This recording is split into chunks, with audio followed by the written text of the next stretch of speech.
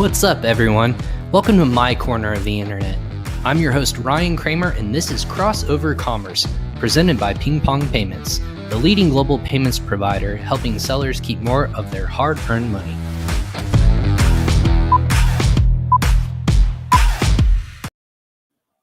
What's up, everyone? I'm your host, Ryan Kramer. Welcome to episode 64 of Crossover Commerce, presented by PingPong Payments. PingPong provides marketplace sellers and entrepreneurs global solutions for controlling their domestic and international funds. An account with PingPong enables companies to significantly reduce their costs when receiving or making international payments all in one platform. Just to help you increase operational efficiencies, it saves time and allows sellers to manage their business profits from a single source. For more information, go ahead and check out the link below, or go ahead and contact me directly. The email is ryan.kramer@pingpongx.us. Thanks for joining us live on Facebook, YouTube, LinkedIn, and Twitter, or if you're listening to us via download on Amazon Music, Spotify, Apple, or Google Podcasts, truly wherever you can search or find a podcast, I'm going to be there. Just search Crossover Commerce by PingPong Payments and go ahead and subscribe and download. We have content that's slowly trickling out via audio form. Go ahead and subscribe and download to those as well. Same content that we do live on these shows. If you're just so busy, I want to make it easy for you to consume these nuggets of information to level up your e-commerce experience. Our guest today was actually going to be a former colleague of mine from Viral Launch, but as things change in the business and e-commerce world, people get sick. I am more than happy. I'm definitely going to be bringing on Cam Yoder of Viral Launch later on this week, but I decided to take this opportunity to make this episode an Ask Me Anything episode. So what that means is if you have a question about e-commerce or ping pong, or just have your thoughts that you've heard on the show across, any sort of topic in e-commerce world, let me know. I want to go ahead and just make this an interactive podcast episode. Depending on how long or how many people are involved will depend on the length of the show. Maximum, obviously, an hour, but I would be more than happy to answer your questions again about those topics. And I want to go ahead and just dive into some of my thoughts and what's going on in the e-commerce and Amazon world. So no guest today. It's going to be flying solo today. So if you have questions, definitely reach out. If I have former guests who are listening today, definitely reach out to me on Messenger and I can make sure and let you guys hop on as well. More than happy to discuss e-commerce individually as well. So go ahead and reach out. Let me know what you think. Go ahead and share this content as always on social media. Give us a like and go ahead, and if you watch this and are on Team Replay, go ahead and let us know after the fact, after you watch this episode. Tell me what you think. This is a new format I'm running today. I'm trying a couple of different things since we've hit episode 64.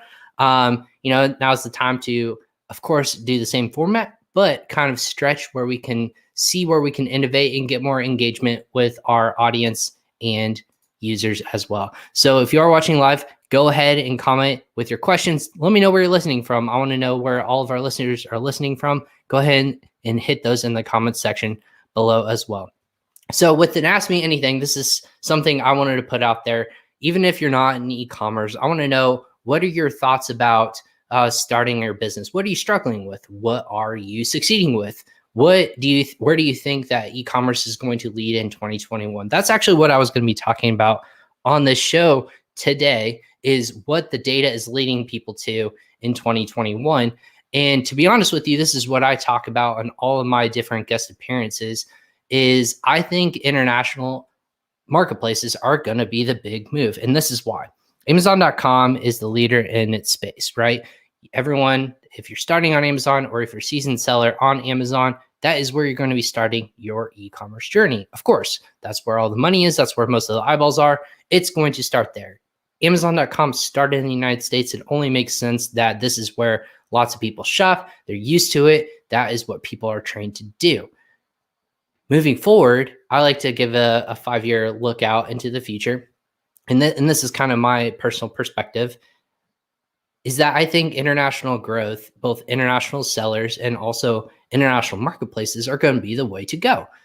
This is why. Amazon in the United States, again, is a 5-year growth, about 5 years ahead of the rest of the world. Think about the only country in the world is not the United States, clearly, But there are other places around the world that are slowly starting to adopt the Amazon ecosystem. Again, in Europe, in Germany, those are the two major marketplaces in international context where people go to next. If you're selling in .com, that is the first place to start. But when you're talking about growth, international expansion, you're going to be going across the seas to either Europe, specifically in Germany, or the UK.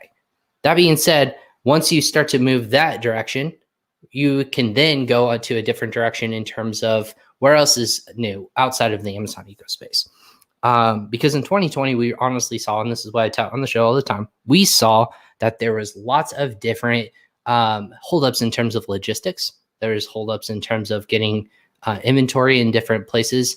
A lot of sellers are still struggling with IMI in terms of getting their thresholds high enough so that they can have inventory limits high enough so that they can put in more inventory into their warehousing. That being said, I think that there's lots of ways. We had Stephen Black on yesterday, and he had a really good point. And again, if you have questions, go ahead. This is an Ask Me Anything episode, everyone. So if you want to chime in for I have special, that's not that one. There you go. For the episode today, if you have questions, go ahead and ask in the comment section, and I'll be more than happy to answer them about PingPong, about e-commerce in general. I'm just going to give my kind of train of thought, what I've been thinking about for my guests over the last couple of weeks, and then also where I think it's going to lead in 2021 and further. So I think there's just lots of different marketplace opportunities and growth because people either tout competition, which is true, or they tout just opportunity and eyeballs and market share. Now, market share comes with obviously where the buying power is, but recently on a couple of different friends of the show have posted some articles. There have been, I think Southeast Asia is a really big marketplace because when you add them all up in terms of the global buying market or the GMV or the market value, that Southeast Asia, if you add up all those island nations plus, once the logistics are figured out, you can actually start figuring out that when you add it all up, that becomes the fourth largest global market value in terms of buying power in the world, behind the United States, China, and I believe Europe. So that in itself is just an opportunity for sellers to start thinking about international growth and expansion. Now, of course, there's different things to consider about logistics, translations, localization, so on and so forth.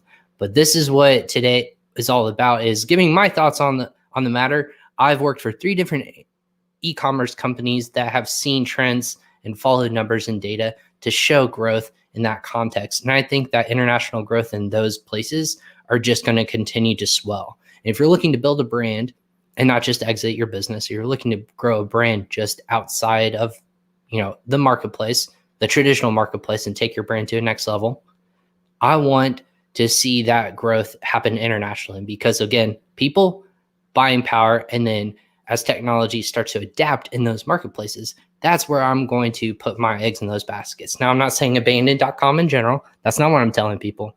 But what I am telling people is you really start to think about getting at least 10% of your business into those different marketplaces. Again, start with the eyeballs, trickle down where most people are shopping already. Again, that's Germany.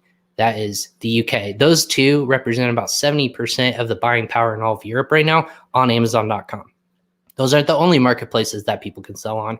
Of course, there's other marketplaces around the world that are very popular. Rakuten in Japan, Mercado Libre in South America. Those are 2 that I tout quite a lot because that is where most of the buying power is happening around the world. If it's not on .com, on Amazon.com. That being said, you have to start building out all these different pegs on your stool so that you can support your business. And if it's growing internationally, it's not always just going to be on .com because .com is only so good. It can only grow you so much because that's where competition will come in and just hammer you on and really test you. And it's obviously, of course, where most of your initial revenue is going to come from. But if you want to take your brand to the next level and really have developed a story, and you really want to start taking your business to the next level, look at international marketplaces. And again, I'm talking about Australia as you're starting to see more and more sellers. eBay actually right now is the number 1 platform there for selling goods, but slowly Amazon's coming along and they're starting to see a lot more Amazon.com or Amazon AU sellers. So Australia, very big opportunity. Japan, I have been touting this ever since we had Ritu Java on here from PPC Ninja. Japan's marketplace is a big opportunity for people. Of course, there's a lot of different nuances about translations. There's a lot of different ad spend opportunities that are difficult to kind of navigate at first. But once you navigate those waters, there is so much opportunity for you as a seller to grow and expand your international empire, if you will. So Japan would be my second option. And then, of course, the easy layups for if you're in the United States is selling in Canada and Mexico. Just because of proximity, Canadian marketplace is very similar to United States. There's not a lot of translation opportunities. We've seen that on the show is you don't have to translate your listings typically because of browser extensions. There's all these other kinds of opportunities so that you don't have to put in the work in terms of translating your listings. Logistics, there's so many different programs like the North American Remote Fulfillment Program that you can get your goods to Canada in a timely manner. And also a lot of people, I think, are just scary about the GST and VAT. So that would be my second kind of topic of the day is why are people not expanding internationally? And this is my thought. I think it's a scary educational component that people aren't willing to look into. But if you look at it, besides just the paperwork and filing your GST and VAT, there's not a lot of difference in terms of putting your goods in international marketplaces like Europe or Canada. I say Europe, specifically Germany, but more notably in the UK and Canada. Now, people are scared about UK for pretty significant reason, Brexit. And I wanted to take this opportunity actually to share my screen and walk through a recent article that we had come out with. And again, if you're watching or listening to this on our podcast, more than happy to kind of share this out and link this out as well. But in terms of Brexit and what's going on in the EU, a lot of people are scared of the opportunity, or they think that the opportunity isn't as rich or it's a little more difficult to navigate now. And that's not necessarily true. And I say this, let me go ahead and share my screen real quick for those who are watching online. Let me go ahead. There we go. So on our recent blog that we just came out today, there is we kind of, or I should say this week, excuse me, that on PingPong, on usa.pingpongx.us, usa.pingpongx.com. Sorry, I'm touting my email address all the time, but Brexit influence on cross-border e-commerce. I think this is something that I would love for us to kind of walk through. So we kind of broke down the ability. It's about a 5-minute article, very easy to kind of break down on kind of breaking down what Brexit means to e-commerce sellers and what that means to the community. So what I would like kind of walk through is the things that we uncovered from our team to help you understand Brexit a little bit better, a little bit easier in that regards as well. So let me make this a little more consumable for people who are watching online. So what we came up with is just kind of looking at this holistic approach to Brexit and what it means to e-commerce sellers in general. And if you have a question, go ahead. Again, this is an AMA, so I would love for any questions to kind of come in. If you have them, go ahead and put those on our social channels on Facebook, YouTube. We're not on LinkedIn today, but in this capacity, I would love to kind of just tout through what people think about international growth in e-commerce as well. So specifically Brexit, what I think a lot of people just aren't educated on is how that impacts you as a seller. So the difference between Brexit and how that affects you and as a EU seller, there's a couple challenges, right? So the first would be logistics. Instead of just putting your products into the UK, which was traditionally the number one port for all of Europe in terms of getting your goods into Europe, and then it would be fulfilled from there. Because the UK is no longer part of the EU, and again, I'm throwing all these acronyms in there, so if you need clarification, just let me know. If you would like to kind of walk through this, I'm more than happy to answer those questions. But in terms of logistics change, how that was and how it is now, because of Brexit, you can no longer just fulfill your goods on Amazon just from a UK warehouse, you have to actually put your goods in both UK separately because it's not part of the EU anymore. But as of January 1st this year, so this is about a month and a half, this has been implemented. But you also have to put your goods into EU nation. A great tip that was talked about on the show was actually, instead of putting your goods in just UK or sending into Germany, because Germany is a little bit more landlocked, the port that actually took over for most growth and actually for number one in terms of growth in terms of international logistics was Netherlands. And I had to think about that, but Netherlands is now a port of high importance for your goods if you want to sell in Europe. And here's why: because of how it's located logistically, obviously on the Atlantic Ocean, and how it's positioned to get their goods fulfilled throughout the rest of the EU. It's important to fulfill and send your goods to Netherlands and also UK, not one or the other, but make sure that they're sent to both locations. And again, when you're growing internationally, you don't have to put your MOQs, your minimum order quantities, all in those marketplaces. If you're just testing the waters, make sure you're putting maybe 5% or 10%, or go ahead and put, just a percentage of it to test and see what goods are going to do well. And then you start to order and scale appropriately. It's not all of your goods in terms of percentages that are going from Amazon.com and replicating and doubling that and putting it into an unproven marketplace for you as a business. Now, again, those marketplaces are still growing in terms of number, size, usage, buying power. So it's important to test it out and see what's working, what's not. But more likely, you're going to start with your top sellers. So take your next order that you're going to do with your suppliers and take 10% of that and put it into a marketplace like UK or EU. In that case, it would be going to Germany specifically. That would be my suggestion. Also Canada, if you want a very easy market to kind of expand into, that's a quick one to get into. In terms of volume and size and possibilities, Europe is the one to take a look at. And again, this is the logistic challenges. So Amazon, they will ship from not just one warehouse, but if you're selling in Germany or those other marketplaces like Italy or Spain or other Amazon marketplaces, you have to have your goods in one of those fulfillment centers so that they can logistically get it out to those locations. You don't have to send it to each different marketplace. You can have it so that it's fulfilling from one of the major hubs, like in Germany or in the Netherlands, but specifically sending your goods to the Netherlands. That's my tip, number one. Again, inventory has to be separated, managed by UK and the EU, respectively, because of Brexit. So it's important if you're selling in those marketplaces to be sending it appropriately. And again, your business situation, all those different types of tips and points that we make in terms of policy, it's very important to understand the difference between the two, because also in the UK and EU policies, changes like VAT regulations and packages under 15 pounds, they're officially now subject to VAT, which is a value-added tax.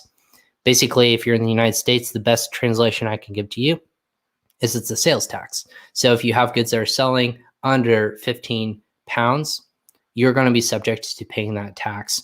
And that is, you're just paying those authorities for that tax. It's going to be listed out in your Amazon Seller Central account, going to be listed right there. So what questions you have, go ahead and send those in. You can actually pay those VAT authorities through an ecosystem like PingPong, so that you can just, so you're not compliant anymore, but make sure that you're paying VAT authorities through an ecosystem, or having your accountants pay your VAT authorities through a solution like PingPong. So that being said, that's one of the major things to look for. The new UK product or labeling and labeling regulations also is important to note that there's a CE certification, and that means that it's an identity card for products to be allowed in the European Union. You have to make sure that this is certified by the proper authorities. It has to have that symbol. After the UK, since the UK left the EU, their certification no longer applies to British products. So if you're selling in the UK, you no longer have to have your products CE certified. But if you're selling in the rest of Europe, of course, you must continue with that. But that being said, the UK actually recently launched the UK CE certification. So it's a separate certification to make sure your products have that certification so they can properly sell in the UK. Again, not very difficult to do.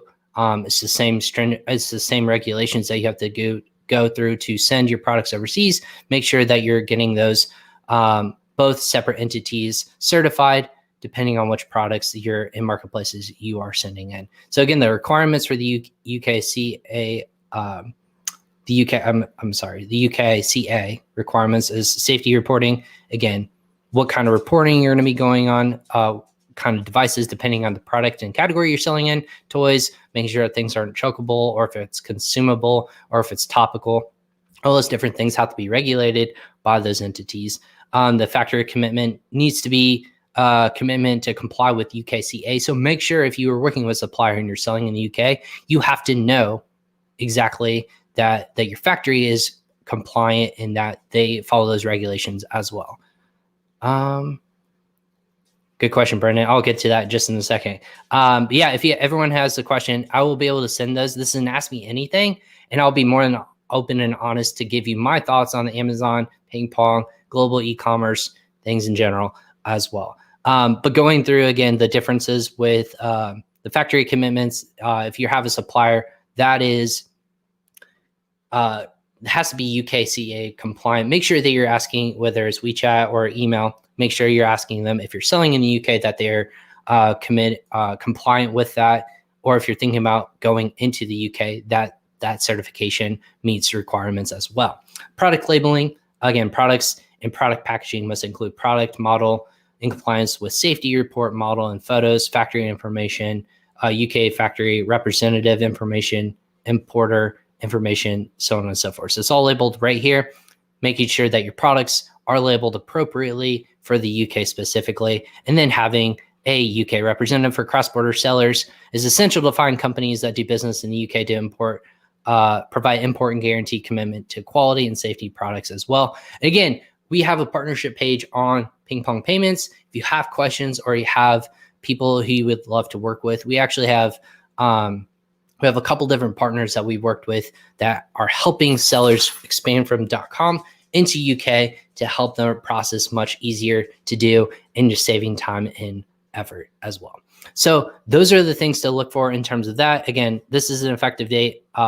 This is January 1st. So about for a month and a half, all these standards are different between the UK and EU. So make sure that before this date, obviously this is a little retroactive, but if you're starting to grow into these marketplaces, you must make sure that you are following these regulations, or your products will be held up at port and they won't be able to be loaded into FBA warehouses over in the UK and EU. Again, the changes don't happen to EU. Same regulations still apply, but if you're selling in the UK, they must meet these requirements.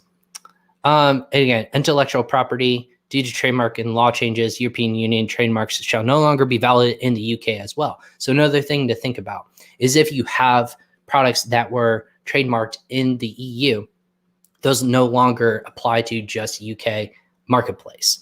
So if you have products that were trademarked, hopefully that this is already applying to people that are currently selling there and they've already got this covered. If you don't, you must reach out to people like Rich Goldstein or any other e-commerce law professional that can make sure that you are regulated within those marketplaces, because the UK is no longer part of the EU. Your trademarks and your intellectual property are no longer covered in Brexit. And again, that was as of January 1st. So make sure that your products, if they were, or if they're going to be, they have to be trademarked in both the UK and EU.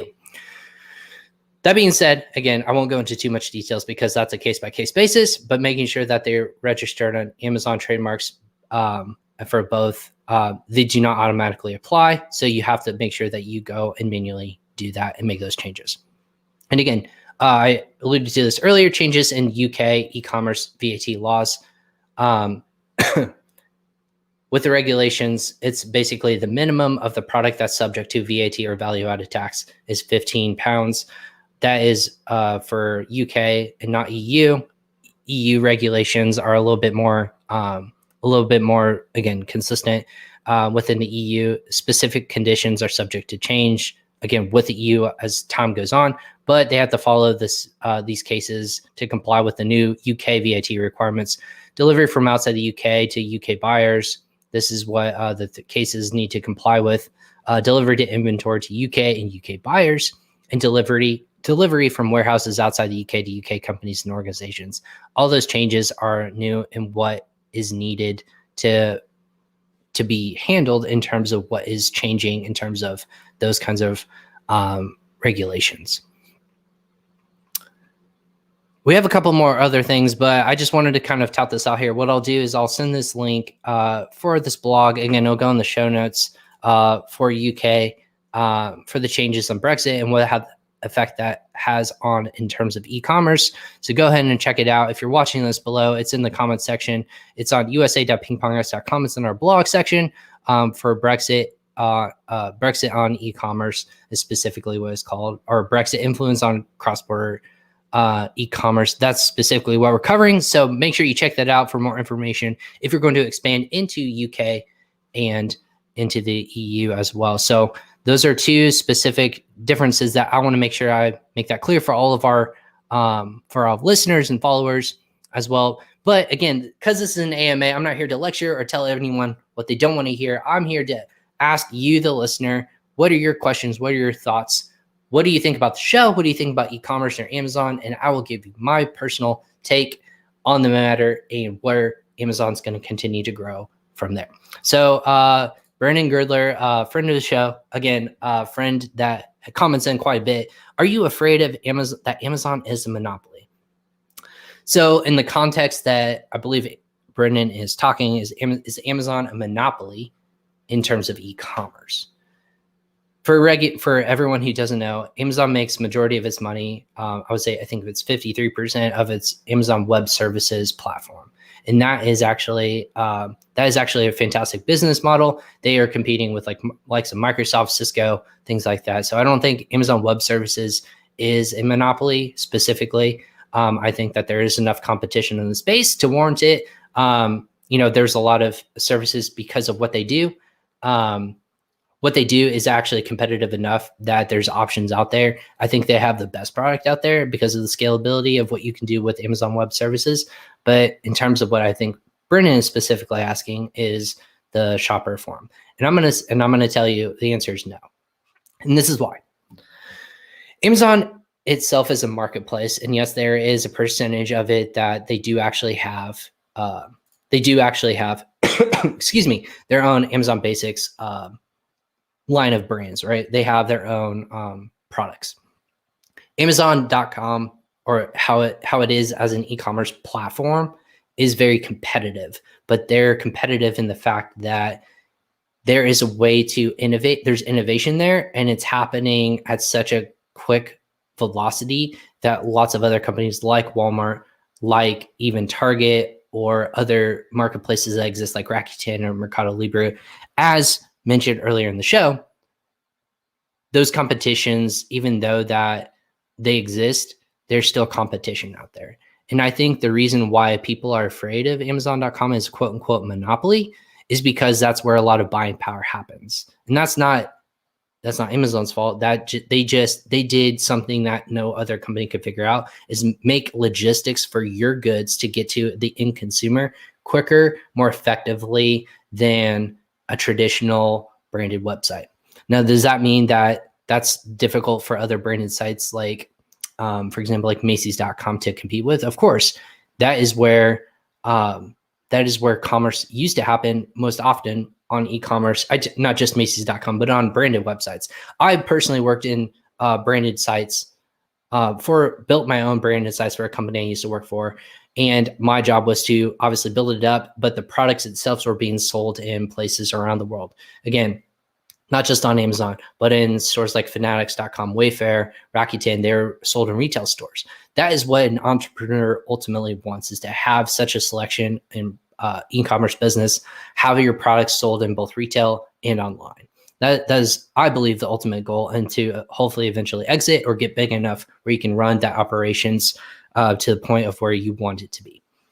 So .com in general, the reason why people think Amazon is a monopoly is because that's where a lot of buying has happened. That's where people have been trained, just like Google. And again, Google's product is a search function, but that's where a lot of research happens, right? It used to be in used to be on different websites, or it used to be in books. That's where research used to happen. But now it's changed over to a forum where it can happen instantaneously. You can get your questions. So research happens on Google. That's where a lot of that happens. But on .com specifically, Amazon does not own. They have a marketplace for e-commerce sellers to grow and thrive. Now, of course, because they built out this platform, there's fees and subjects of regulation in terms of like warehousing fees. You don't have to sell in an Amazon warehouse. Of course, there's perks to it. You sell on your own, so you can save yourself in fees there. But sell on a platform if you build your own platform today, you could have a bunch of sellers and recruit a bunch of sellers to sell on your marketplace and in theory compete with Amazon. That's what Walmart's trying to do now. That's what Target will continue to do. That's where all these other marketplaces will continue to pop up and will compete with Amazon.com. Amazon just innovated the logistics and the customer service aspect quicker and more effectively than everyone else. So by definition, I think they're the most innovative company out there in terms of getting consumer goods to the end user, the buyer in this fact. But as a seller, you have options to sell in way more locations now than you did even 5 years ago. You can sell on Amazon marketplaces. You can sell on branded sites. So using Shopify as a platform to build out your own ecosystem and drive traffic yourself. You have Walmart or retail stores that are starting to grow and develop into marketplaces shelves. So you as a seller can start to go through this process. And if your products make sense, can live on those marketplaces. But also I'm going to point out a couple other marketplaces that people are forgetting about. Etsy, marketplace that is growing at an extraordinary rate. And that's because, again, for a couple of reasons. Pandemic, if people are at home, they're doing all these kinds of different subject in terms of, they're developing their own hobbies, but it's a platform where you can sell your own handmade goods. And it's a marketplace that people are starting to go to buy gifts, to have home gift or garden decor for your home, but it's a marketplace nonetheless. So Etsy is really growing in terms of not just the United States, but internationally. You have, of course, so we talked about Amazon.com marketplaces, Shopify, build your own branded sites, Etsy. And then, of course, you have other retail stores who are slowly coming online. Again, Walmart's the number one. You have Target, who's really actually came out today. Target Marketplace is still on marketplace polls. Target's marketplace still tiny 2 years later. So it as a marketplace is still not big enough to make sense for everyone to jump on. But I think that you will continue to see Target to grow in terms of a marketplace. That's kind of my prediction, if you will. You heard it here. I think that will be one of the golden marketplaces to be on in terms of making sure that you're holistically in all these different locations. Because if you think about on a retail store front, when people think about who your shopper is, correct? You walk into a Target and the jokes are out there. You walk out of a Target and you've spent $100+ because you walked in with one thing. I think that Target does a great job in both branding. It will be an ecosystem that is favorable for high-end sellers. So I think you will start to see that. But then also you'll start to see other marketplaces that are more niche. So I think that Target's do this to compete, and they will continue to grow and innovate as they always do. But their e-commerce growth and sales are stronger than ever. And of course, that's due to pandemic, but you will start to see that more as time goes on. Here's my, so you will start to see those. And I think you will start to see more niche marketplaces as time continues on, not just like holistic ones, like general ones, like Amazon.com. I would consider a general marketplace. People go to buy and search for everything. But I think marketplaces will get more even specialized as time moves on. And I say this for reasons of like high-end goods. I think you'll have very specific high-end good marketplaces so that shoppers want to know that there's certain quality and thresholds that will start to be put in there. So I think that'll be number one. High-end goods will be its own marketplace. Whoever innovates that or kind of develops it, that'll be more of a focus. And I think that just because of the competition in general, you'll just start seeing more and more companies pop up to say like, for example, Wayfair and Zulily, both marketplaces by definition. Wayfair is continuing to grow furniture, home gift garden decor as a marketplace itself. So if I took all those different pieces, even though they are smaller in context, marketplaces nonetheless, competition still exists. Monopoly is a term that, as a business, there are so many other places to shop. Like, that's a first and foremost. So that's why I say Amazon.com or Amazon in general is not a monopoly, because of all the other things that they do. They're a tech company that happen to innovate and happen to have the logistics down to a fact where you don't have to worry about, as a seller, like, are my products going to get there safely? Or they can get there quickly? I can manage my customer service. I can manage the inventory all in one really big platform. And that's where all the eyeballs are. So that's an easy win for me. Don't think it's a monopoly. I would say that it is the most innovative marketplace out there to date. Again, you can grow a brand that doesn't have to rely on Amazon.com. It doesn't have to. Does it help? Heck yes, it does. But you have brands who are starting to innovate and come to Amazon.com because that's where eyeballs exist, but they have their own brand insights as well. So you can start and build it up. Outside of that, we had Stephen Black on yesterday. You can build and test your products and brands on Shopify in general. And when you find successful ones, then you can load it into Amazon.com. So as a monopoly, I don't believe so. I think competition will continue to push in different ways. But because there's a lot of people who are funneling it, until a company kind of comes in there and kind of swoops in and says, we're going to provide the same customer experience as Amazon.com, I think Amazon will still be number one overall. So great question, Brennan, in terms of that. Do you cuss? Wyatt, I do cuss. I don't need a reason why right now. I knew I need to know this. So I'm not really sure what the question has to do with Amazon or e-commerce, but they're funny question. But in terms of like using adjectives, I try to use my vocabulary to describe what I'm doing. But in terms of any sort of like discomfort or any kind of other emotional, I will be just like the next person and use words to help describe how I'm feeling at that time. So interesting question. Didn't think of getting that today. Oh, good question. Okay. So Nick's stuff. Good question, Nick. What is the difference between RMB, CNY, and CNH? Which one should I use to pay Chinese supplier? So Nick has a great question. Or that's a fantastic question, Nick. So let me RMB and CNY are local currencies in China. CNH is in Hong Kong. So it's used in the different part of China, and then it can get converted over. But by definition, it's the same, theoretically the same. For regulation wise, they have different acronyms, but those are a great question. To pay a Chinese supplier, that's one I can specifically answer for you, or a Chinese supplier. Chinese supplier, it depends on your relationship. So if you're a first-time seller, it's of course you're going to want to use probably a solution where you feel comfortable with, whether that's Alibaba or that's a network that's established and you feel safe in terms of like insurance or like trade insurance or supplier insurance, so that you know that you can be comfortable when you're sending funds over to that supplier. So that's number one. You're probably working with a trusted supplier in that regards, through their network of quote unquote vetted suppliers. So more than likely what you're going to be doing, if you have a good relationship with, and we had, I had a couple guests who talked about, if you have a relationship that starts to innovate and grow outside of like an ecosystem like a Alibaba, what you would want to do if you have a good relationship and you're WeChatting them or you're messaging them quite often, you have the ability to negotiate. And this is why. Suppliers, they're smart, right? In China, most people around the world don't have local currency in China, RMB or CNY. So what that means is that they offer the ability for you to pay out in USD. And that's important because that means that you can quickly and effectively get funds from your bank account to their bank account to pay for an invoice. Of course, everyone wants to be able to have that capability to pay them really quickly.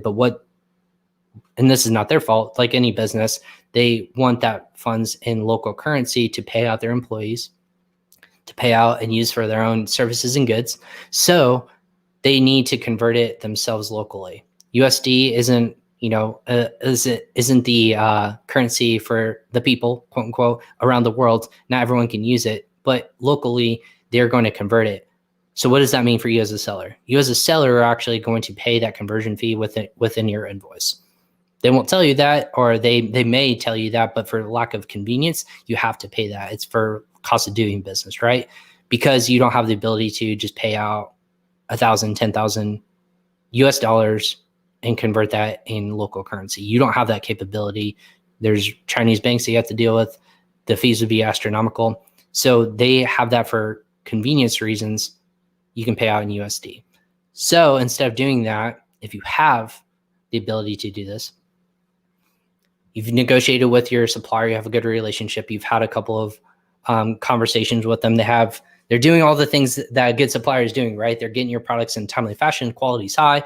You're happy with them. You have a good working relationship. You've met them, hopefully. If not, put that on your docket. But in terms of paying a supplier, a lot of them actually do again, it depends on the supplier, but for saving, I always tout this. You want to save a business time, money, or effort. That's where I find value in all those products. So if you can save them time by converting currency for them, you can save them money. You can save yourself money by converting it for them. And depending on the currency strength of USD or RMB and CNY, they can actually earn more if they just receive strict RMB and CNY instead. So they can be earning more in terms of that, or have it be a stronger value to them. And then effort, they don't have to convert that for themselves. So they don't have to convert it locally at their own bank or their own financial institution.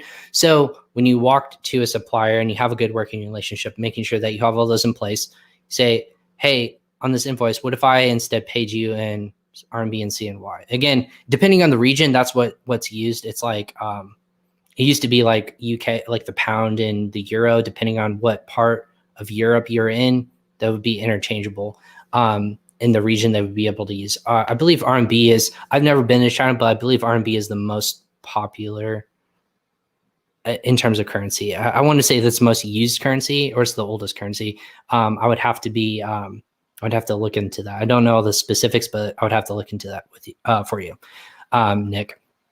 But in terms of like paying a supplier, it actually can be beneficial to pay them out in local currency. And you can do that with a solution like PingPong, little layup for there.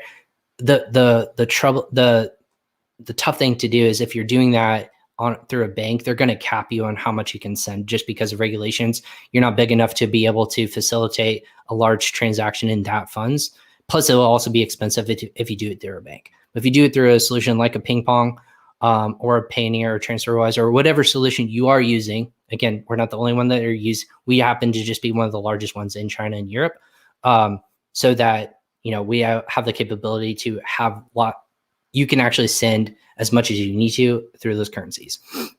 So it's important to know that if you can negotiate with your supplier and say, what if I paid you in RMB/CNY, what kind of savings would I get? And they can be open and honest with you and say like, hey, that saves me time and effort. That saves me funds. You as a customer can save those funds. You can actually go ahead and pay them out through a solution like PingPong. And again, we do that for you. You can, in our ecosystem, you can convert those funds over to RMB and CNY and pay out your supplier with the ease of service. You just have to validate they're a legitimate entity, put in their credentials, upload an invoice to make sure that they're a legitimate supplier. We verify all of that, and then we facilitate that transfer. And the beautiful thing about that is you're also saving money, because instead of the roughly 3 to 5% in terms of fees that you're charging or that your supplier is charging you for conversion, you can save that and put it to your bottom line by just paying them out in local currency. Again, no one has this floating around in their bank account, so we do the conversion for you. We do that at a maximum of 1%. That's the fee that we charge with that mid-market rate. So you're never paying more than 1% in PingPong fees. Actually, the more that you receive and spend internationally, you save more money there. So at the end of the day, you're putting percentage points back to your bank account, back to your bottom line. You can use that to buy more inventory, use it to hire a VA. You can use it to pay out yourself. however you want to run your business, but saving that money and that effort is what we do best. And we facilitate those transfers over. They get that either, if it's to another PingPong account, it's, generally in 30 minutes, or if it's to another bank account, it's typically a business day or two. So that being said, that's, to answer your question more specifically, which one should you pay your Chinese supplier? That's up to them. That would be the one that you would have to ask them directly because of the location where they are in the world and which one they prefer. It's a simple conversation to have with them if you have a good relationship, which hopefully you do. That being said, it would definitely behoove you to go ahead and check that out as well. If there are any more questions, go ahead and ask me directly. That was a fantastic question, Nick. Definitely open to answer a few more questions before I have to hop off today. Again, our guest was sick today. I wish him speedy recovery. We'll definitely get him on so that we can cover all the topics that he wanted to cover today. Just him with traveling he's actually moving from California to Ohio. So either just caught something, or hopefully it's nothing too serious, but just wasn't up to doing a live session with me. As you guys can tell, and you probably know, I give you guys the best. And if they can't give their best, I don't want to make sure that they're miserable, make the show unlistenable. So again, this is why I make this and Ask Me Anything podcast. Next time I'll send out a massive note to former guests if they want to pop on, give some insights as well. It was just a really quick turnaround. So that being said, I want to make sure that you guys heard my thoughts on the matter and where e-commerce is today. I'm really excited. Actually, there's another event that I'm going to be hopping on and talking about international growth with Ecommetrics later today. If people are interested, I can go ahead and send you the information below. It's free to sign up. It's a free event. It's just another webinar about international growth and opportunities and expansion. But yeah, in order to sign up and listen more information about what we're doing today, let me go ahead and put those in the show notes in the comment section. So if you guys are interested, it's a free webinar or free information with me and Ecommetrics going over opportunities in international growth as well. Here is the event. It's actually around, it's at 1 p.m. Eastern, so it's here at the top of the hour. If you have interest, go ahead and you can go to this link here and sign up quickly. Just put in your information for them, and then you can go ahead and join as well. So the link to join that webinar is go to ecometrics.com/pingpong 2021. I guess that's the year -0. For those who are watching, that's the link. Go ahead and check that out. Nick, I'm so sorry. I saw your comments. So to be clear, if they're Chinese, there's no way to know if they want without asking them first. Yeah, it just depends on the region or what they have access to. That would be because of the different regions of China, that depending on which currency they want to use or can use, that's on them. So yeah, you can ask them which one they prefer to get paid out. Most often than not, I believe it's the RMB or the renminbi. So I always use the acronyms because I never want to mess it up. I'm big on in terms of using vocabulary. So, and again, I don't want to ask them or pass for a complete noob. It's obvious to me one or the other. No, that's no problem. If you have a question, Nick, so what I'll do, if you have a question directly, go ahead. And what I'll do is go ahead and email me directly, and I'll make sure you as a quote unquote noob, I don't want you to feel uncomfortable. So you can email me directly and we'll get you sorted out which one, if you have like where your supplier is located, I can get you an answer on which one they can, you can prefer to have them pay out in. So what I'll do is you go ahead and email me directly, Ryan.Kramer, again, at pingpongx.us.